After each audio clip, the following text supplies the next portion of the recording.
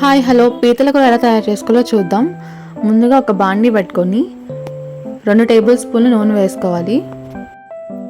నూనె కొంచెం వేడయ్యాక 2 చెక్క 2 లవంగం వేసుకోవాలండి ఫ్లేవర్ కోసం. ఇప్పుడు సన్నగా కట్ చేసుకున్న ఉల్లిపాయలు 3 వేసుకోవాలి. 2 పచ్చిమిర్చి వేసుకొని బాగా మగ్గించుకోవాలండి. ఇవి వేయడానికి కొంచెం ఉప్పు వేసుకోవాలి. అవి వేగేలోపు మనం ఒక నిమ్మకాయ సైజు అంత చింతపండు నానబెట్టుకోవాలండి.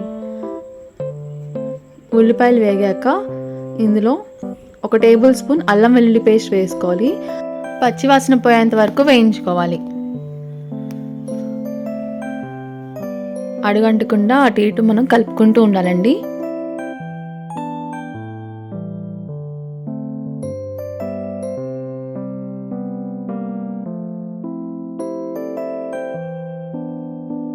ఈ కర్రీ మా మమ్మీ చేస్తుంది.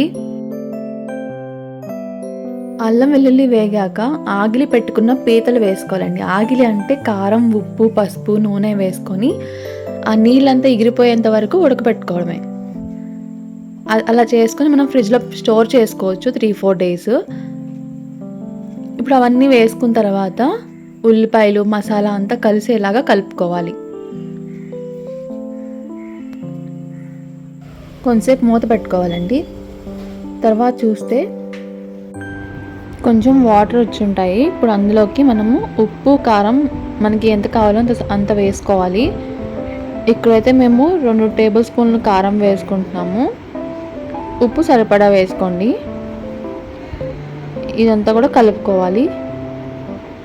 కలుపుకున్న తర్వాత ఒక గ్లాస్ నీళ్లు పోసుకోవాలండి.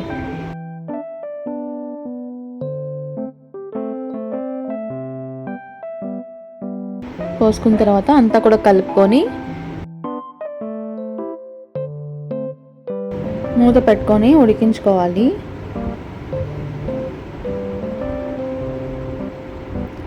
మధ్యలో ఒకసారి మూత తీసి కలుపుకొని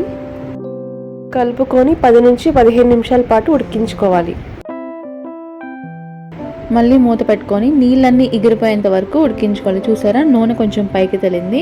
ఇప్పుడు మనం నానబెట్టుకుని చింతపండు రసాన్ని వేసుకోవాలి. మీ పులుపుకు సరిపడా చింతపండు రసాన్ని వేసుకోండి.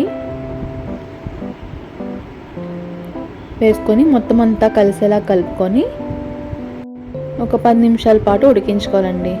అంతే అండి, పీతలు కూడా రెడీ అయిపోయినట్టే. లాస్ట్లో కొంచెం కొత్తిమీర వేసుకొని సర్వ్ చేసుకోండి.